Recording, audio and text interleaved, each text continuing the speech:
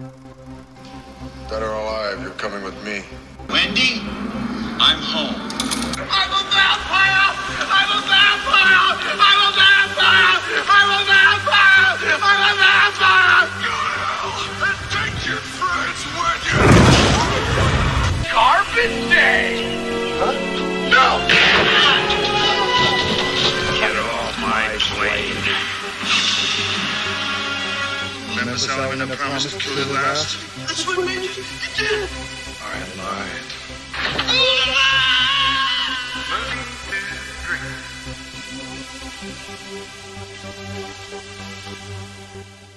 Okay. Hello, welcome back to Movies to Drink To. My name is Finn Hamilton. That is Mr. Lee Smith. And today we have a special episode for you. We're not talking about a movie, we're talking about many movies. A whole bunch of them. Because we went to Grindfest 2024 at the Regent in Christchurch. It's a 3-day film festival, all showcasing 35mm prints of old horror and cult classics and all that stuff. And we got to go, and it was awesome. So we're going to talk about all the movies we saw. So this is put on by Dirt in the Gate, who, showcase, they exhibit these old 35mm prints, which they find from all over the bloody world, I think. Some shipped in from the States. And all owned by collectors, pretty much. Yeah. So it kicked off on Friday the 13th. And it kicked off with Critters, which we didn't watch because it's a good start. We couldn't get there in time because it started at 6 because of work, so we couldn't actually get there in time. But we did get there for Society. Yes, we did. Yes, we did. Society from 1989. Again, this was screened in a pretty good quality 35mm print from memory. Is that one of the better ones, wasn't it? Yeah. Yeah. You could tell it was 35mm, but yeah, it was definitely one of the better looked after. Yes. So yeah, Society from 1989. You'd seen it before, hadn't you? Yes, long time ago. I've seen it a few times. It doesn't get any less weird. No, that film is batshit. Yes. And it was great to see it in all these films in this 35mm print. It gives it that kind of old-timey feel. Yeah. And it works. It lends itself to especially some of these older films. But yeah, Society, just if you haven't seen it, go watch it. I think there were some people in there that had never seen it. Yeah. And it plays out like a fairly regular kind of horror movie / 80s until like the third act.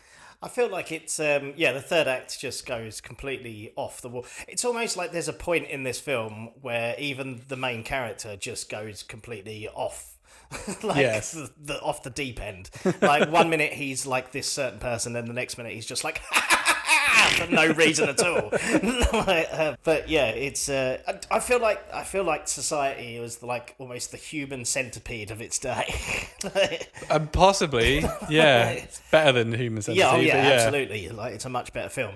But the whole sort of body horror weirdness and. It's very much a film that, like, you get to the end of it, it very much leaves you with that. Why? But it was great, very enjoyable. Right, the film after that was something I'd never seen before. It's we're not really sure what it's called. So it's billed as The Living Dead at the Manchester Morgue. But it's is it a Spanish or Italian production? It's an Italian sort of. Yeah, like a giallo film, but it's set in England with a British cast and all of that. Because of its multiple international releases, it has many different titles. So if you try to look it up on IMDb, it's called Let Sleeping Corpses Lie. It's from 1974, and it got a lot of laughs. Yeah. It's one of the most unintentionally hilarious films I've ever seen. Everything from got a very strange dub, like with even though the people are clearly speaking English. It looks like they went in and just overdubbed the whole thing anyway, like entirely. Yeah, there's a few characters that clearly had all of their lines dubbed. Yeah. But like the main character every time he speaks is just louder than everybody else. Yes. And he's very much let's go over here, innit? Yeah, he's a Cockney geezer. That's Ray Lovelock. It also has Arthur Kennedy in it as the inspector, who I think's meant to be Irish, but it has some. Yeah, it's good, especially if you've never seen it, because I think I'd heard of it, like Manchester Morgue, it rang a bell. Yeah. But I think I might have been thinking of something completely different. But it is, one of those sort of, if you like those giallo movies, it's very much one of them with, the panning in to someone's, zoom in on someone's face for no fucking reason.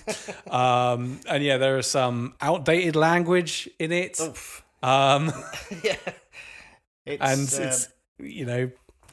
It's the 70s. It's quite openly sort of misogynistic.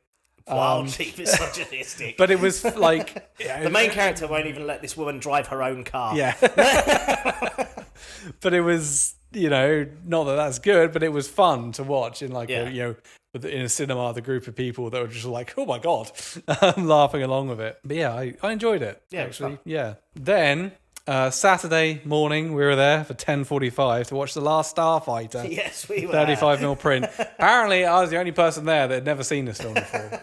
It was like a staple of my childhood. Like we had it on VHS. Yeah. And used to watch the shit out of it like all the time.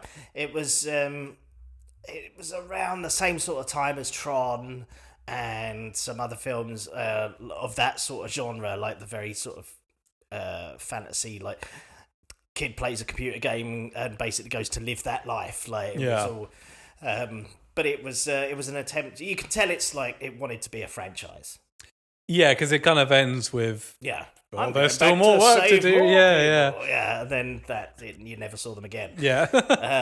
It tried to showcase a bit too ahead of what it was capable of, like the CGI of the time. Yes, which was basically done on a Commodore 64. It was pretty awful. Yeah, it's directed by Nick Castle, who is the original Michael Myers. Yes. But yeah, I'd never seen it, but it was fun. Like, the effects aren't great, but I mean, we were watching it again, like obviously on this 35mm print. It was kind of like going back in time a bit. Yeah. Watching this kind of fun, family-friendly film. Absolutely. Essentially, I can see why it was popular when it came out. But yeah, I enjoyed it. Even some of the makeup effects are good. I have to give them that. Like Definitely. the aliens and stuff. Obviously, they're just pretty much masks, but they're very good. Yeah, no, it was fun. It was kind of silly. Yes, but I enjoyed it, and yeah, I'm glad I've seen it now. Get rid of that one off the list. And also it stars Lance Guest, who of course was Michael in Jaws of Revenge. Yes.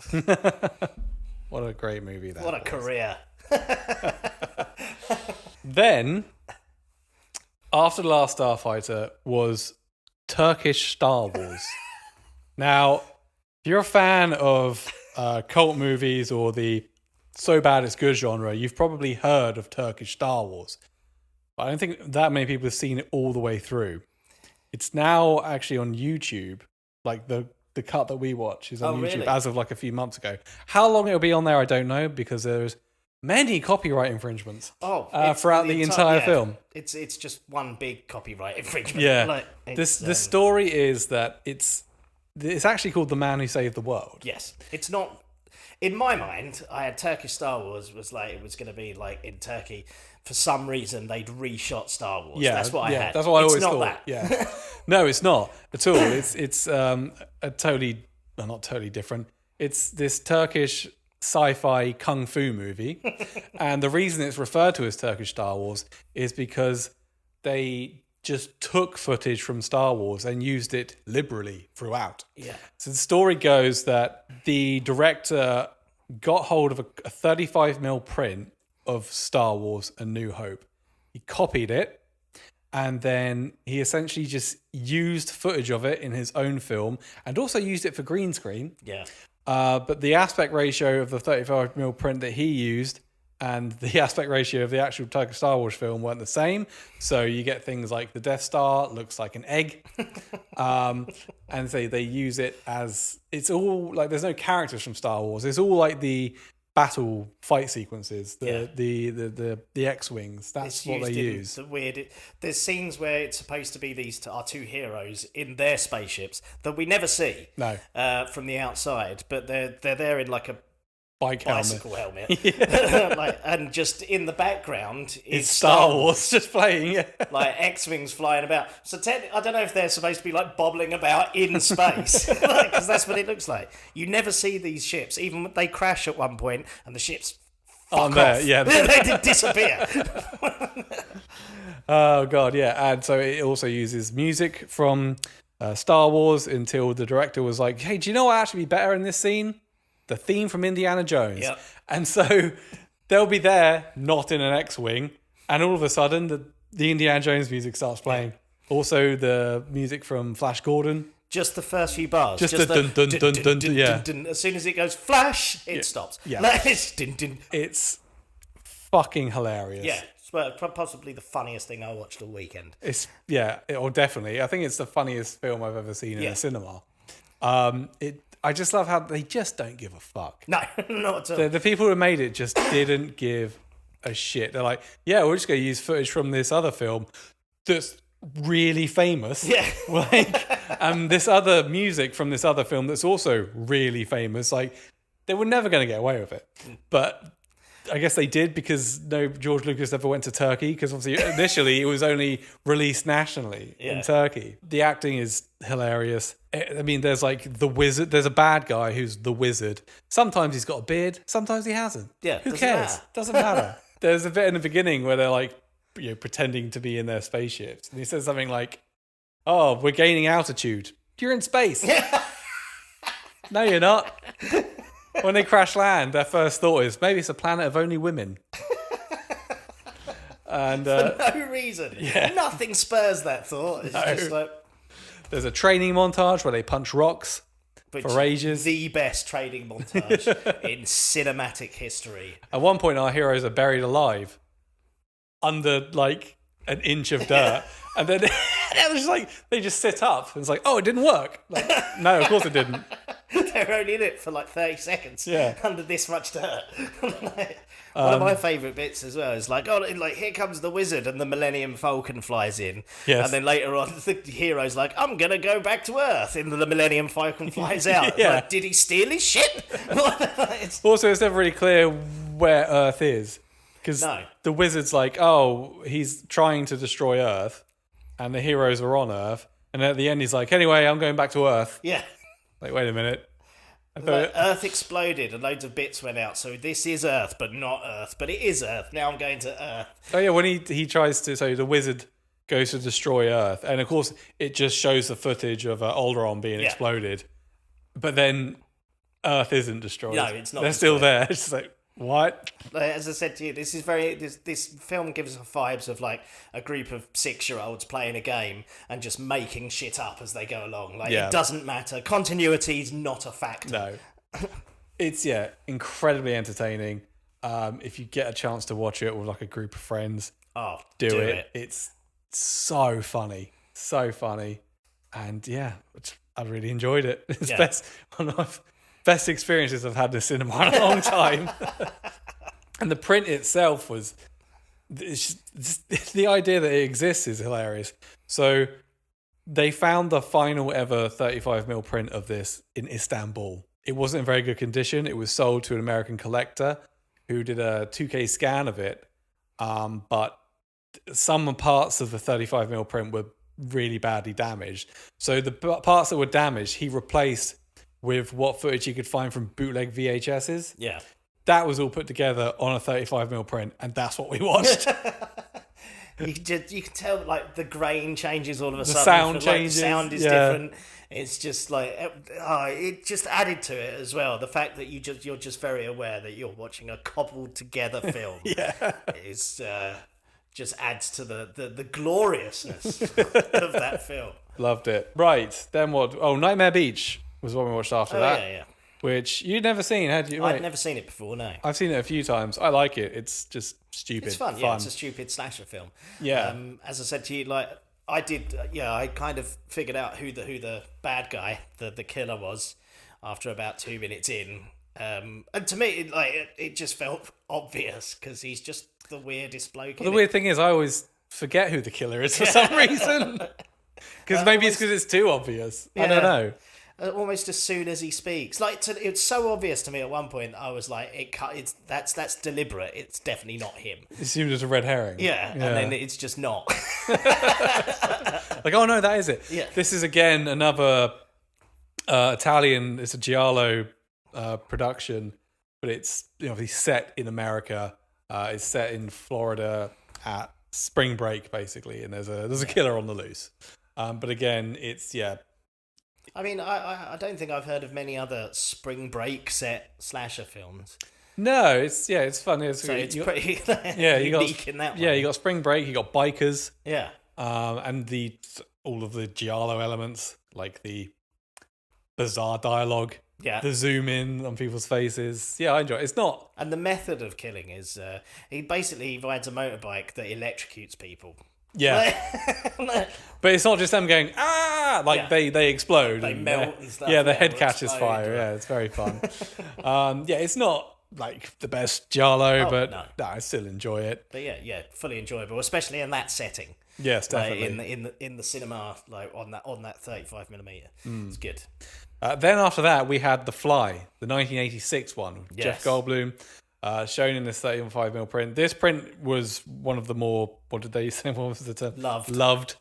one of the more worn prints, but it added to it. Oh, absolutely. I think. Yeah. At various points during the film, there was just one long green line down the middle, but I didn't care. Yeah.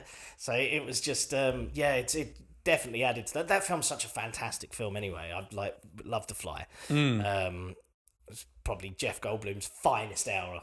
Yeah.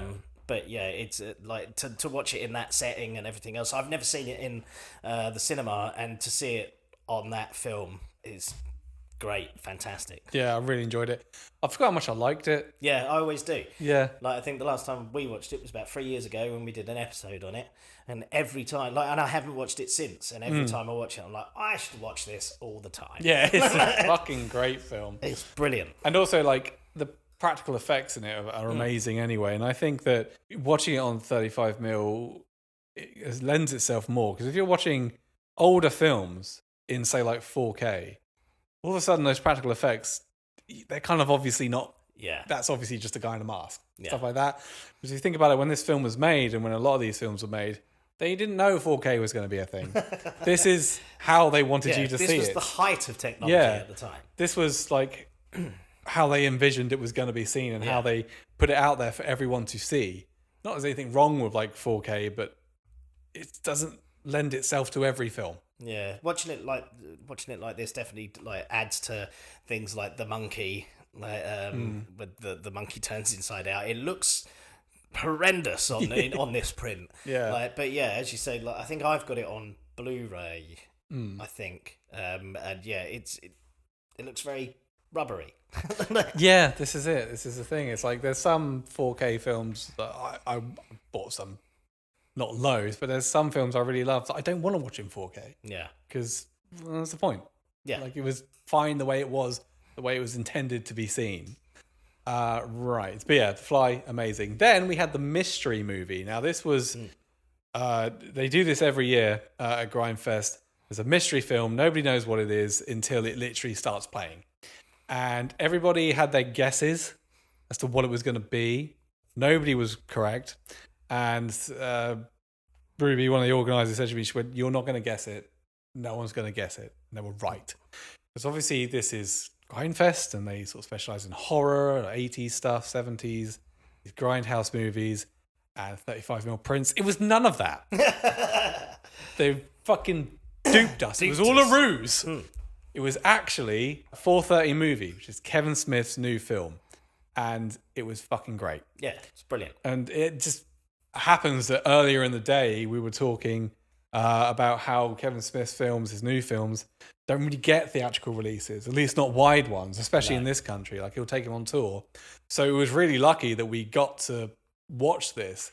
And it was kind of like nobody was expecting it because it's a new film. But if you're going to, brand new, I think. Was it the day of release or the day after release? Something like that? It's literally just been dropped. Like it's been he's doing that tour thing at the moment, I believe, in the States. So. And it was all right, it's a new film, but it was a perfect choice really because his new film is about film and film lovers, which is what this festival was full of.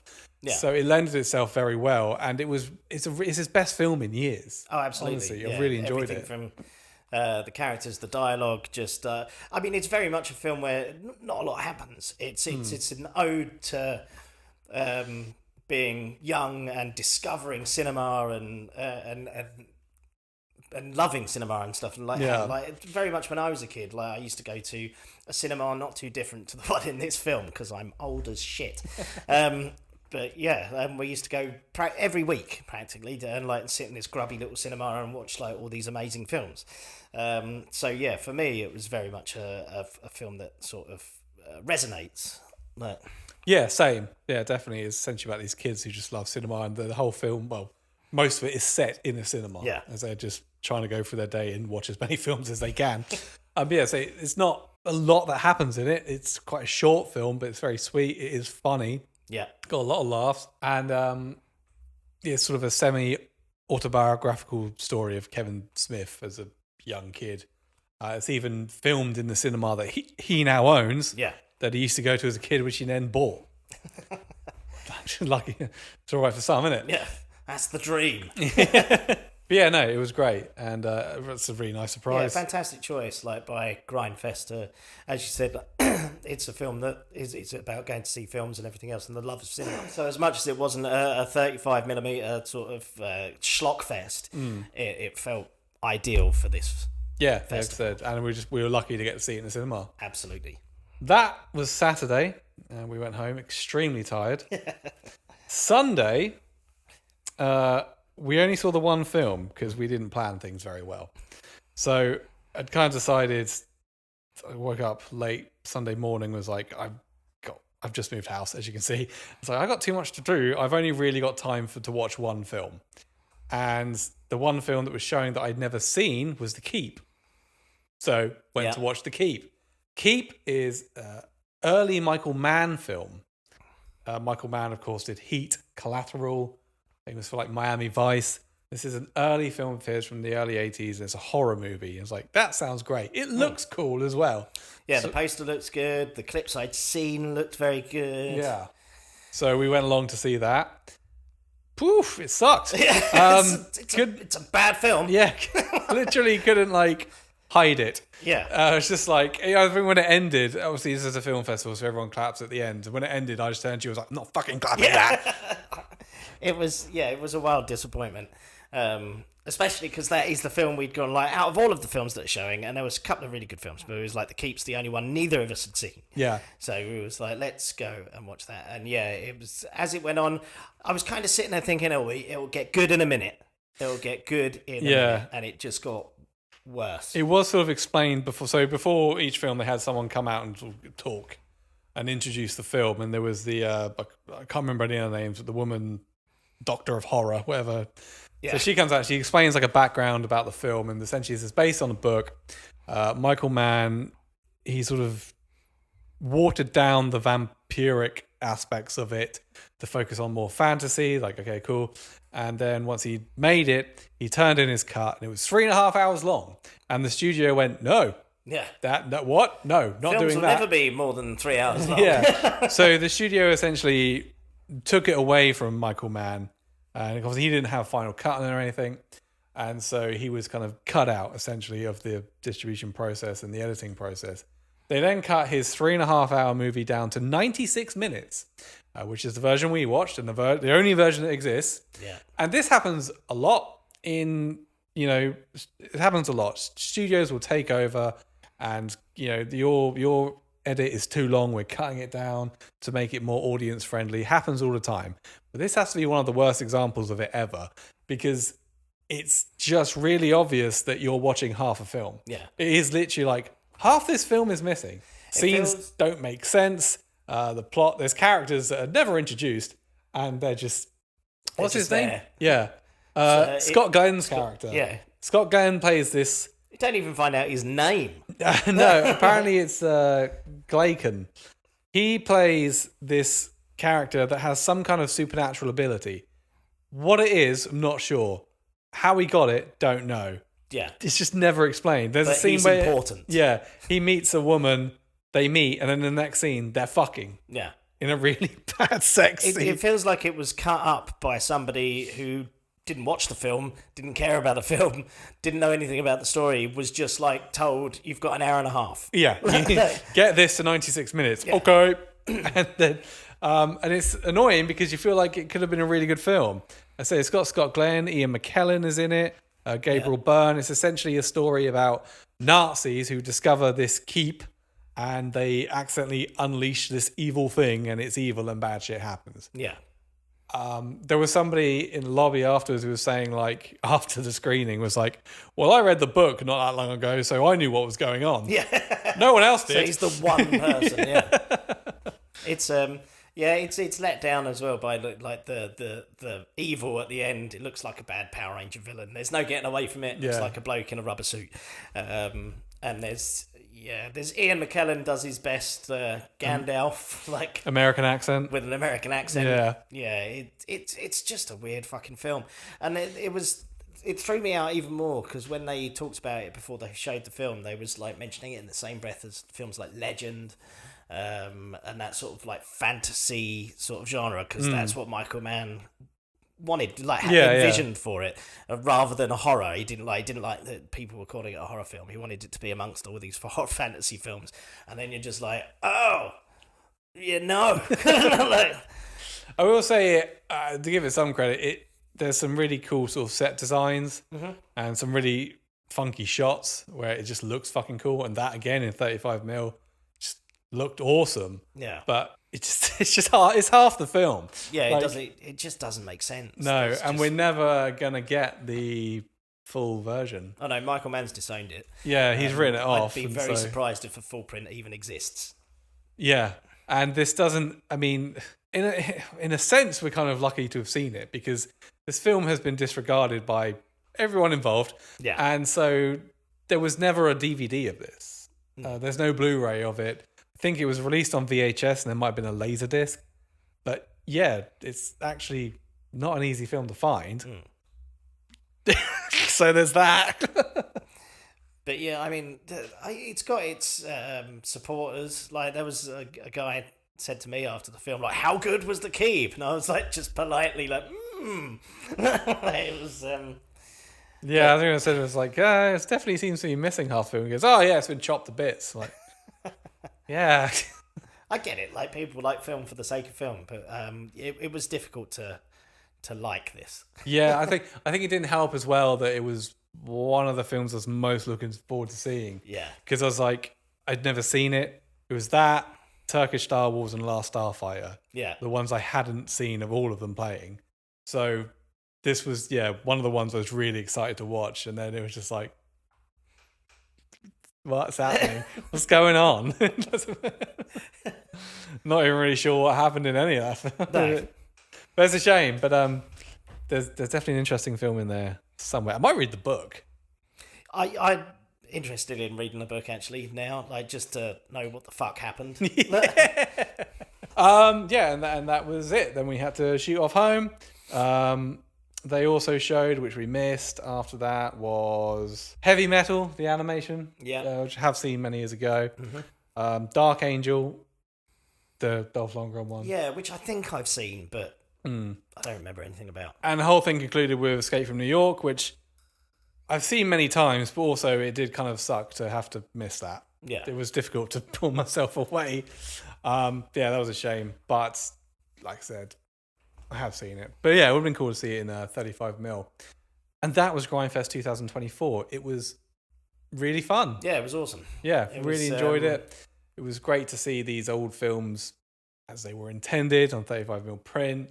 And it was a cool vibe there. It was. Everyone was chill. Everyone it was just nice to, like, because everybody's there for the same reason to watch these films and stuff. So it was nice to kind of hang around and chat with people about these films, like, and people like find out what people enjoy and like people like stuff for different reasons. But yeah, it was nice. It was all people of the same sort of mindset. Yeah, essentially, yeah. And everyone, like, I mean, there were some people there, they were like diehards, it was like getting home at 1 a.m. after one night and then getting up at 7 to get an hour-long bus journey back into Christchurch just to watch them all. It's great. And of course, there will be Grindfest 2025 Yes. next year. Obviously, we don't know what the hell's going to be playing. We do have the dates, though. It is the 19th, Friday the 19th of September, Sunday the 21st. I think you can buy tickets now. She did say that tickets were going on sale, like Immediately Monday, after. Sunday, something Monday. like that. Yeah. They're on sale now, I guess. Yeah, you can find it under Dirt in the Gate. Obviously, we'll put links to everything. If you're anywhere in the Christchurch or Dorset, or just South area, and you love film, you have to try and check this out. They also, it's not just Grindfest. Dirt in the Gate put on films throughout the year, all in these 35mm prints at the Regent. On Halloween, they're screening Halloween H2O. Oh wow! Yeah. So yeah, you can find them on like Instagram and Facebook, and you can check out like what they've got going throughout the year, as well as Grindfest 25 when it gets released. And you can also buy at the festival just like one screening ticket. You haven't got to buy a whole weekend's worth if you can't make a whole weekend. You can buy just like the one-off for whatever films they're going to show. But yeah, I'm really looking forward to it now. Yeah, absolutely. It's definitely going to be something I like clear my diary for every year. Yeah, definitely. And so we didn't plan very well. No, we'd never really been to anything like this, and it was just like I should have booked a couple of days off work like afterwards. But there was a lot of getting home late and everything else, and I'm an old man. Like so, that Friday night on the train home, I think it's the most tired I've been in years. I was fucking working exhausted. all day and then going and watching loads of films, which in itself doesn't seem knackering, but yeah, it was. I was exhausted. Yeah, and my back was killing me because the Regent is an old theatre, so it hasn't got recliners. They didn't make them in 6 foot back Yeah, then. to keep in mind, if you're over 6 foot like me, sit on an aisle because otherwise you're going to be in agony. It's my only gripe with cinemas is the fucking seating. Like even in like Odeons and shit, I'm still too big. Like even when we were watching like Deadpool versus Wolverine, like like basically I only fit in a recliner, and they're always at the front, and they cost more. Me, on the other hand, I'm just like feet dangling off the bottom. Yeah. Yes. Well. And a shout out to Dead Good Tees, who designed the tees and all the graphics for it. We purchased some t-shirts. Mm-hmm. Like, yeah. I got the last black large. Yeah. Sorry, everyone else. It's all right. Mine's dark blue. I like brighter colours. Yeah. But no, Dead Good Tees, they've worked with Dirt in the Gate for a few years now, or at least the last few, designing like the logos for the festival and all that stuff. And they've always supported us, pretty much since day one. So, and that's actually quite impressive because we used to suck. Yeah. The early days were bad. Yes. So shout out to them. They're also on Instagram, and you can check out all of their wares. Anything else? Oh, we'll be back with an actual episode. Yeah. We're going to watch a film or some shit. Yeah, I guess we should. I can't remember what on the list. I don't know. Twilight 2. Oh. That was one of them. Yeah. Yeah. Maybe we'll do The Keep. We could do The Keep. It does mean having to watch it again. Yeah. We'll do The Keep and fill in the blanks with our own interpretation. Well, you read the book first, and then... Yeah. All right, thank you for that. Little special episode for you. We will see you next time. Bye.